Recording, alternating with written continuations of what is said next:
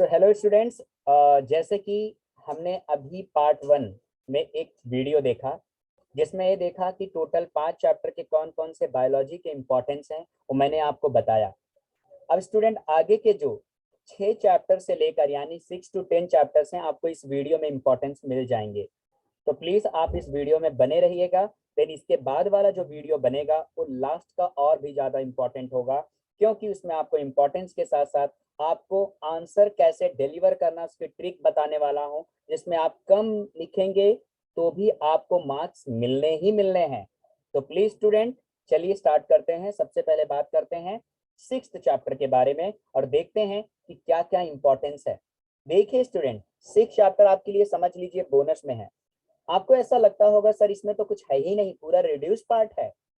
और इसमें reduce part मतलब 1 पेज का है, बट डेफिनेटली इसमें से आंसर क्वेश्चन जरूर पूछे जा सकते हैं। बट हम इस प्लांट को देखकर, जैसे कि हमें पता ही है प्लांट का से के साथ ज्यादा लगाव नहीं है हमारा, तो बच्चे क्या करते हैं, स्किप कर देते हैं। अगर आप स्किप करोगे, समझ लो इस चैप्टर के आपने एक क्वेश्चन कोई ना कोई मिस कर दोगे। तो बेटर है कि आप एक ही पेज है, आप इसको करके जाइए।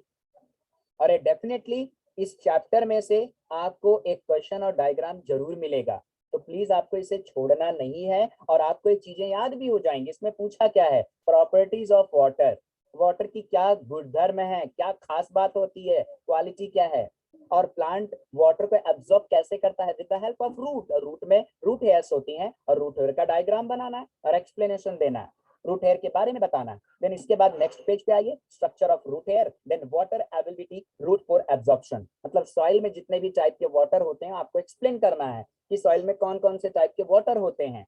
Hygroscopic water, combine water, gravitational water, capillary water, वो टाइप के वाटर तो मैंने बता दिए। अब आपको पता कर लेना है कि कौन सा वाटर है जो प्लांट्स के लिए होता है, कैपिलरी वाटर, ताकि वाटर प्लांट्स नहीं ले सकता, भले से सॉइल में क्यों रहते हो, लेकिन कैपिलरी वाटर ही प्लांट ले सकता है। ठीक, तो बाकी के इस चैप्टर में और कुछ भी नहीं स्टूडेंट। तो आपका 6th वाला चैप्टर तो ऐसा ही हो गया।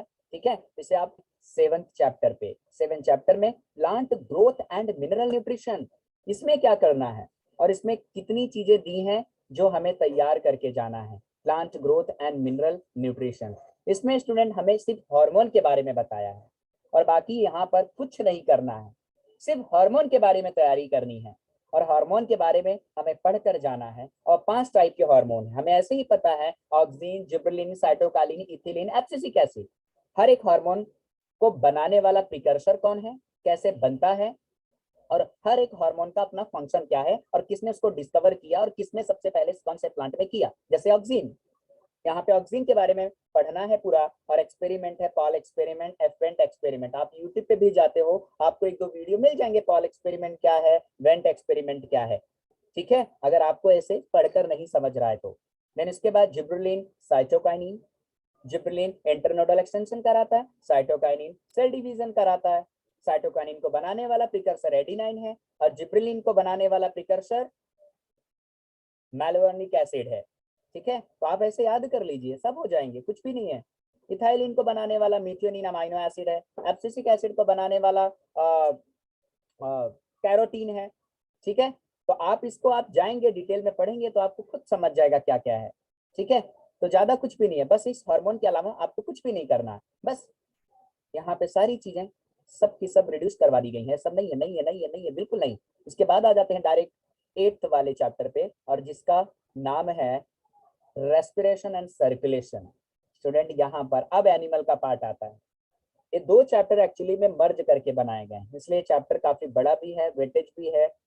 तो ध्यान रहे, रेस्पिरेशन यानी ह्यूमन किस तरह से सांस लेता है, ऑक्सीजन लेता है, तो उसके रेस्पिरेटरी जो ऑर्गन्स है उसमें चेंजेस कैसे आते हैं, लंग्स में क्या प्रेशर बनता है, लंग्स में चेंजेस क्या आता है, नोज, ट्रैकिया, लैरिंग्स, फेरिंग्स, जितने भी हमारे रेस्पिरेटरी पार्ट्स हैं उन सब के बारे में जानकारी दी गई है। और कौन कौन से प्रेशर एक्सर्ट होते हैं, कैसे हीमोग्लोबिन ऑक्सीजन को ट्रांसपोर्ट कराता है पूरी बॉडी में, tissue to lungs, lungs to tissue, ये सब के बारे में पढ़ना है।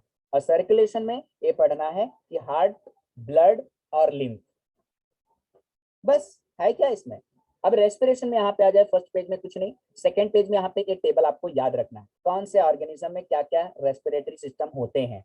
ये आपको 1 सेंटेंस में आ सकता है, स्टूडेंट गौर कीजिएगा इस पे। देन इसके बाद आ सकता है ह्यूमन रेस्पिरेटरी सिस्टम कैसे होता है, उसके साथ एक डायग्राम। रेस्पिरेटरी सिस्टम में क्या क्या हमारे बॉडी में होते हैं, नोज होता है, फेरिंग्स होता है, लैरिंग्स होता है, पूरा का पूरा करना है, ठीक है, याद रखिएगा। तो यहाँ पर सिर्फ मार्क कर दिया गया है कि क्या क्या करने हैं। मैकेनिज्म ऑफ रेस्पिरेशन कैसे होता है, breathing, external internal respiration, cellular respiration, इसे आपको करना है। यहाँ पे दोनों ब्रीदिंग के डायग्राम है, याद रहे इसमें डायग्राम पे मैंने छेड़खानी नहीं की, इसका मतलब ये नहीं कि डायग्राम नहीं करना है, यहाँ पे डायग्राम जरूर करना है। अभी तक के रेस्पिरेशन में जितने भी दिखे डायग्राम सब आपको करने हैं, सिर्फ और सिर्फ फर्स्ट पेज पे जो स्टोमाटा का स्ट्रक्चर दिखा था वो नहीं करना। देन इसके बाद ये आपको ब्लू कलर का जो बॉक्स है, pulmonary volume and capacity normal value, ये आप कर लीजिएगा, इंपॉर्टेंट है। टाइडल वॉल्यूम क्या है, लंग्स की कैपेसिटी क्या है, ये आ सकता है एग्जाम में स्टूडेंट, और ये डायग्राम। देन इसके बाद इंटरनल रेस्पिरेशन बताया गया है, और एक ग्राफ जो बोहर इफेक्ट बताया गया है, इसको भी आप कर लीजिएगा। अगर आप लिख नहीं पाते ग्राफ भी बनाते तो आपको मार्क्स मिल सकते हैं, ठीक है स्टूडेंट। उसके बाद बोहर इफेक्ट, हाल्डाने इफेक्ट और ट्रांसपोर्ट ऑफ CO2 किस तरीके से होता है, और यहाँ tissue to lungs, lungs to tissue किस तरह से ब्लड का ट्रांसपोर्ट हो रहा है, इसे भी आप कर लीजिए, ये भी इसमें इंपॉर्टेंट है। देन इसके बाद कोई भी पार्ट नहीं है, डायरेक्ट यहाँ पर एक टेबल आ जाता है जिसमें सिर्फ रेस्पिरेटरी डिसऑर्डर्स बताए गए हैं कि अस्थमा क्या होता है, निमोनिया क्या होता है, लैरिंजाइटिस क्या है, ये आपको पढ़ लेना है। उसके सिम्टम कैसे होते हैं, कॉजेस कैसे होते हैं, उसका ट्रीटमेंट कैसे करते हैं, और इसमें से कोई भी एक डिजीज आ सकता है, ध्यान रहे। देन इसके बाद स्टूडेंट जो है आपको सर्कुलेशन पे आना है। सर्कुलेशन यानी तीन चीजें हैं, हार्ट, ब्लड और लिम्फ। हार्ट में क्या करना है, यहाँ पे ओपन सर्कुलेशन, क्लोज सर्कुलेशन दिया है, सिंगल सर्कुलेशन, डबल सर्कुलेशन।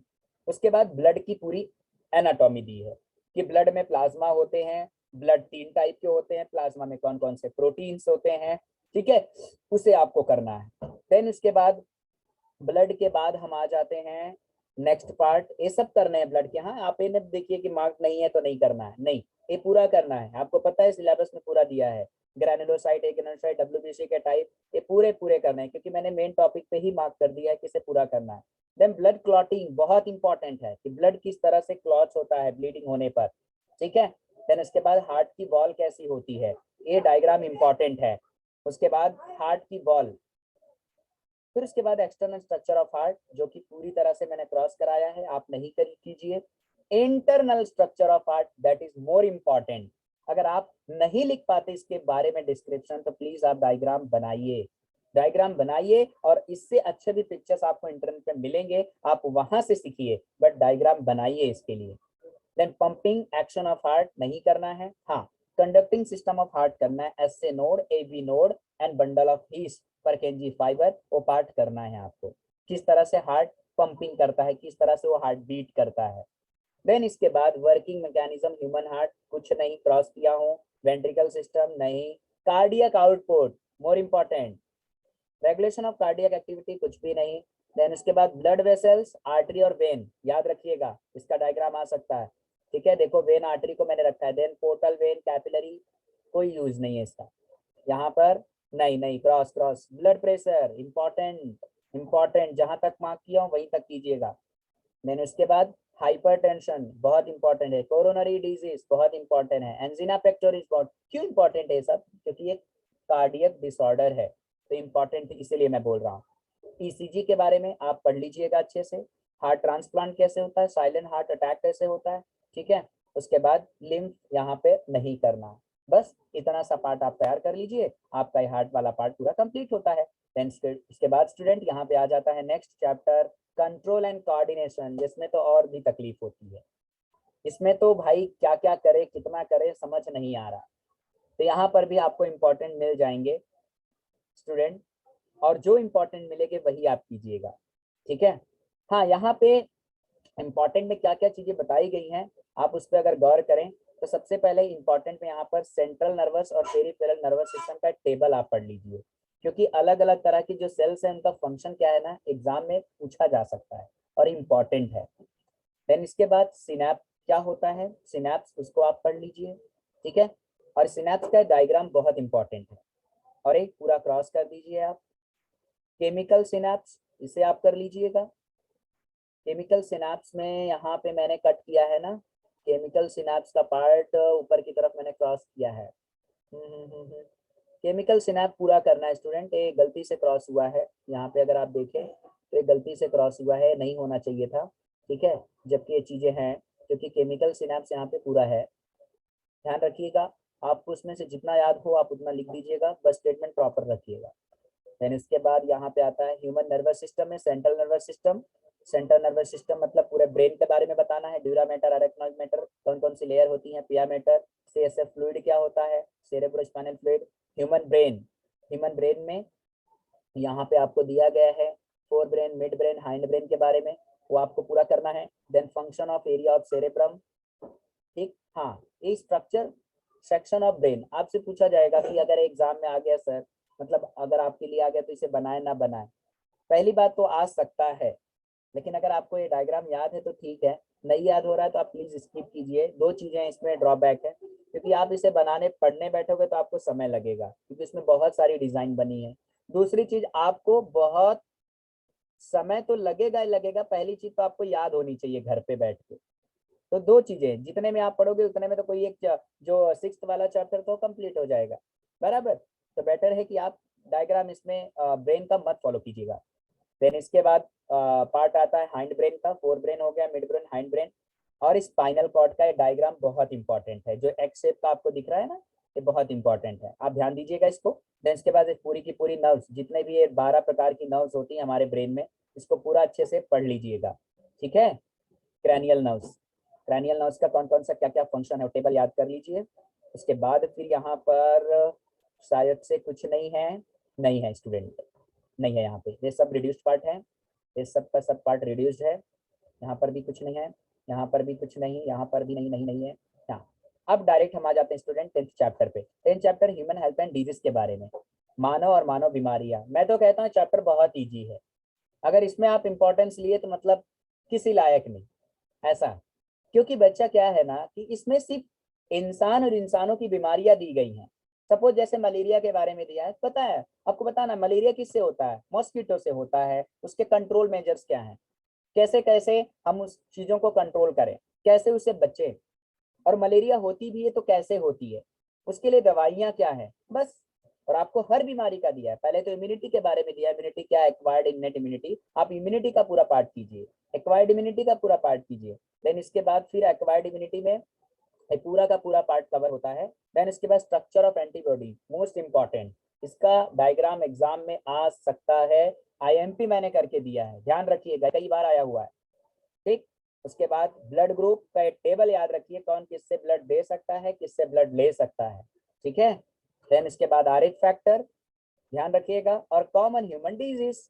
अब यहाँ पे मलेरिया का पूरा डिजीज करना है। मलेरिया की लाइफ साइकिल है, सिंपल लाइफ साइकिल चाहिए तो आपको एनसीईआरटी में मिल जाएगी, या तो आप चले जाइए गूगल पे, अच्छा खासा आप मलेरिया का लाइफ साइकिल निकाल सकते हो, अगर आपको ये बनाने नहीं हो रहा है तो, लेकिन इंपॉर्टेंट है मलेरिया का लाइफ साइकिल। उसके बाद अमीबियासिस, जितने भी अब इसके बाद डिजीज है सभी करना है, फिलारियल वॉर्म ये भी करना है, इसकी लाइफ साइकिल नहीं करते डोंट वरी, बट आप मलेरिया की लाइफ साइकिल कीजिए, ठीक है। याद रखिएगा मलेरिया का लाइफ साइकिल मोस्ट इंपॉर्टेंट है।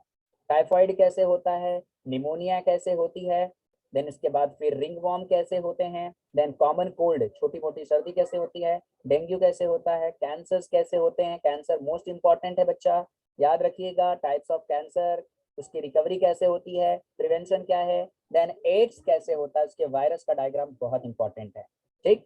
Structure of HIV virus. Then इसके बाद फिर प्रिवेंशन मेजर क्या है, बस इस पेज को आगे पूरा मैंने क्रॉस किया है, कुछ नहीं करना है, इस पे भी कुछ नहीं करना है। यहाँ पे ड्रग्स एब्यूज के बारे में बात करें तो ओपियोइड क्या है, और कैनाबिलॉइड क्या है, और यहाँ पर और कोकेन क्या है, इसके बारे में आपको कर लेना है बस, और सिर्फ सब क्रॉस कर दिया, बस हो गए आपके पूरे 10 चैप्टर कवर हो गए। कितनी सारी चीजें मैंने यहाँ पे स्किप करवा दी, आपको फायदा ही फायदा है। अब आप ये भी नहीं पढ़ोगे तो आप, गवर्नमेंट ने आधा स्किप किया और मैंने भी कर दिया, अब और आप कितना कराओगे, ठीक है। तो बेटर है कि जितना है आप पढ़कर जाइए, आपको 80 मार्क्स के 70 मार्क्स के पेपर देना है, तो कुछ तो चीजें रहने दो ना वहां आने के लिए, ठीक है। तो स्टूडेंट यहाँ पे हमारा सेकंड पार्ट वीडियो कंप्लीट होता है, जिसमें हमने 10 चैप्टर के पूरे इंपॉर्टेंस देखे। अब लास्ट वाला जो वीडियो है बहुत इंपॉर्टेंट है, और आप लोगों को इम्पोर्टेंस के साथ साथ 11 to 15 चैप्टर्स की इम्पोर्टेंस के साथ साथ कैसे आंसर लिखना है वो आपको मैं बताऊंगा। प्लीज आप उस पर ध्यान रखिएगा और वीडियो मिस मत कीजिएगा। अगर आप एग्जाम देने जा रहे हो बायोलॉजी का तो प्लीज आप उस वीडियो को फॉलो कीजिए और उसे, मैं सिर्फ आपको ही नहीं, मैंने खुद अपने ऊपर अप्लाई करके देखा, कई लोगों को बताया, उन्हें जरूर मार्क्स मिले हैं। तो प्लीज आप उस चीजों को फॉलो कीजिएगा। देन अब बात करते हैं नेक्स्ट वाले 11 to 15 चैप्टर के, ठीक, जो कि आपको नेक्स्ट वाले पार्ट में मिलेगा। ठीक है, सो इस पार्ट में हमने 10 चैप्टर तक कंप्लीट किया। तो मिलते हैं नेक्स्ट पार्ट में फिर।